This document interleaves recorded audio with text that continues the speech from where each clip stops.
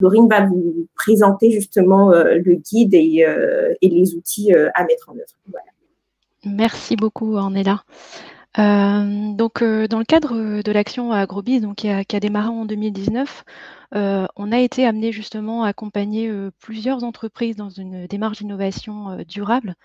Donc, on a voulu finalement proposer un outil qui soit finalement directement applicable pour les entreprises et qui puisse aider les entreprises et PME agroalimentaires en région à initier un projet de développement de nouveaux produits et services durables. Donc voilà, c'est un guide qui va bientôt sortir, là, qui est en cours de finalisation et qui s'adresse donc aux entreprises et aux porteurs de projets qui ont justement un projet de développement de nouveaux produits et services et qui va vous permettre de mettre en évidence donc les impacts sur le développement durable de votre projet. Et donc l'objectif, c'est vraiment d'identifier vos impacts et vous permettre de les diminuer. Et donc, voilà, on a voulu parler de mettre ce guide au cœur donc, de l'innovation durable. Alors nous, ce qu'on entend par innovation durable, ça fait écho vraiment à tout ce qu'on a pu entendre là cet après-midi. C'est de finalement essayer de développer un produit qui repose sur les 3 piliers du développement durable que sont le sociétal, l'écologique et l'économique, et qui répondent également aux attentes des consommateurs. Donc, on vous a proposé 12 outils qui sont organisés en 6 parties, en 6 sous-parties. Ça va de l'analyse du projet jusqu'à la concrétisation du projet. Et donc, au niveau de l'analyse du projet, ça va être tout ce qui va être en lien avec le cadrage de votre projet. Pour nous, c'est une étape vraiment qui est très importante, c'est-à-dire mettre l'ensemble des parties prenantes du projet autour de la table et bien cadrer finalement le projet avant de démarrer. Ensuite, c'est aussi identifier l'ensemble des concurrents, donc des parties prenantes qui vont être autour de votre projet, avec 2 outils que sont le canevas stratégique et le mapping concurrentiel. On a beaucoup parlé du consommateur, de l'usager. C'est donc bien identifier ses besoins, quelles sont ses attentes, ses besoins, avec donc 3 outils qui seront à votre disposition, donc le persona, le parcours client et le canevas de proposition de valeur. Donc là, justement, Tom nous parlait un peu des points de frustration. Là, ça va être des outils qui vont vous permettre justement d'identifier des points de frustration dans le cadre de développement d'un nouveau produit et service pour votre consommateur. À partir de l'ensemble du travail qui aura été fait, c'est déjà faire un premier tri des idées. Donc là, on vous a proposé un petit canevas aussi pour faire le tri. Et la plus grosse partie, donc, qui est la description de la future organisation, c'est finalement, c'est décrire votre modèle économique, donc utiliser un canevas de modèle économique. Alors, il y en a plusieurs, il y en a beaucoup qui existent, hein. On vous en a proposé 2, donc, que sont le canevas de modèle économique et le canevas d'économie circulaire. Et enfin, la partie un peu concrétisation, où vous allez ensuite parler du plan d'action, de comment je vais parler de mon projet à mes parties prenantes. Donc voilà, là, c'est vraiment 12 outils. Alors, on a essayé d'adapter au maximum aux entreprises agroalimentaires et on a voulu faire un guide assez synthétique de 40 pages qui sera disponible en PDF et aussi imprimé avec les conseils aussi pour utiliser ces différents outils. Bon, je laisse la parole, Ornella. Voilà, donc du coup, comme l'expliquait Laurine, donc l'idée de ce guide, c'est de fournir vraiment des outils de la démarche projet qui permettent d'intégrer le consommateur au centre du processus d'innovation en mettant l'accent sur le durable. Donc, en matière de praticité, justement, le guide a une partie information et la partie la plus intéressante qui sont les outils, donc sera présentée de la manière suivante. Donc, la présentation de la notice, la description et de l'objectif de l'outil, de comment l'utiliser.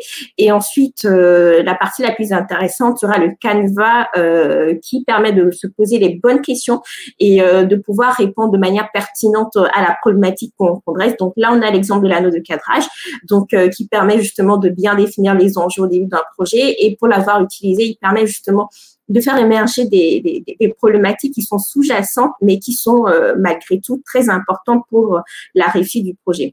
Et donc, l'aspect intéressant justement qu'on y a rajouté, c'est justement de s'interroger sur les impacts que le projet aura dès le début, déjà se projeter en se posant la question des enjeux économiques, sociétaux et écologiques justement du projet. Donc là, c'est un exemple d'outils que vous allez retrouver de comment ça se présente et vous retrouverez ainsi les 11 autres outils sous le même format, sachant que voilà, nous sommes à votre disposition justement pour vous accompagner dans l'usage de ces outils. Rapidement, qu'est-ce que ça donne une démarche projet inspirée de ces outils qui ont été sélectionnés pour vous? On va le découvrir très bientôt en vidéo. Justement, on va découvrir le témoignage de Fournil Bio qui a été accompagné dans le cadre de ce projet avec ces outils et nous allons voir justement ce que ça donne en termes de résultats. Voilà.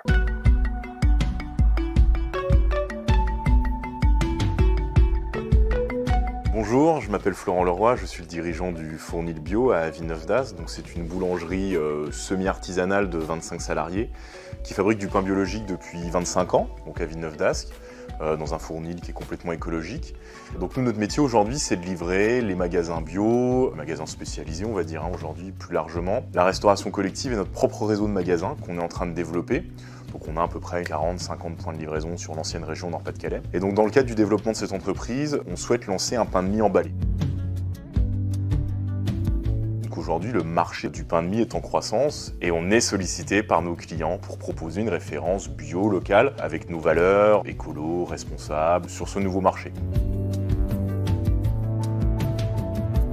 Dans le cadre de ce projet, le CERCIA, moi, m'a bien aidé à caler les différentes phases projet, justement. Ils ont commencé par faire un tour des clients pour essayer de dimensionner un peu mieux le marché. Ils ont aussi fait une veille sur le web, etc. On a pu récupérer un peu de données. Il y a une vraie veille aussi sur les emballages qui existaient, la partie emballage qui est pour moi hyper importante.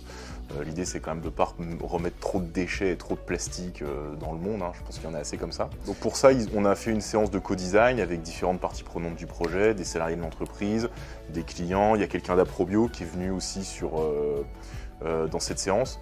Donc on a pu bien travailler l'emballage. Ça, j'étais extrêmement content de cette partie-là. Ce projet m'a permis de gagner un temps très précieux sur la partie sélection de l'agence de communication qui va nous accompagner sur ce projet.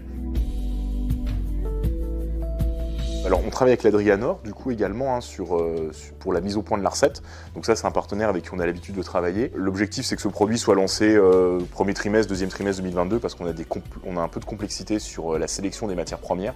On a des vrais choix stratégiques à faire sur la sélection des matières premières. À nouveau le CERCIA nous a accompagnés sur cette thématique-là, bien nous faire réfléchir sur qu'est-ce qui était important pour nous, sur le marché également, qu'est-ce qui était important sur le marché par rapport à nos concurrents, comment est-ce qu'on allait pouvoir se distinguer, se différencier vraiment de nos concurrents parce qu'il y a beaucoup de monde sur ce marché déjà, on n'est pas forcément attendu.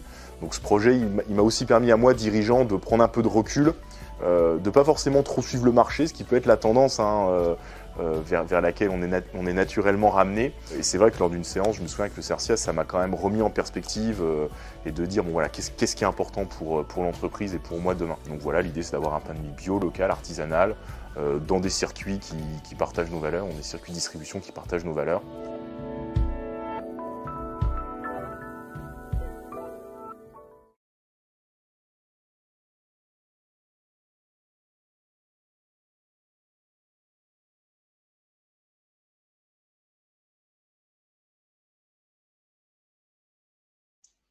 Alors, Ornella, ton micro n'est pas activé. Voilà, parfait. Donc, rapidement, comme je le disais, voilà ce que ça peut donner justement en accompagnement avec les outils qui vous sont proposés dans le guide. Vous pouvez les utiliser en toute autonomie. On mettra également à disposition les fiches, les canevas pour les utiliser et également justement dans toutes ces démarches de réflexion et d'inspiration des entreprises. On mettra également à votre disposition sur le site internet du CERCIA tous les outils, tous les livrables qui ont été produits au cours de ce projet AgroBiz. Donc, dès le lancement, l'évolution des modèles économiques en agroalimentaire, tout ce qui a été fait en lien avec la consigne, les interventions d'aujourd'hui, ainsi que les témoignages et les explications du guide que vous pourrez retrouver très bientôt sur le site internet et on vous enverra bien évidemment les liens.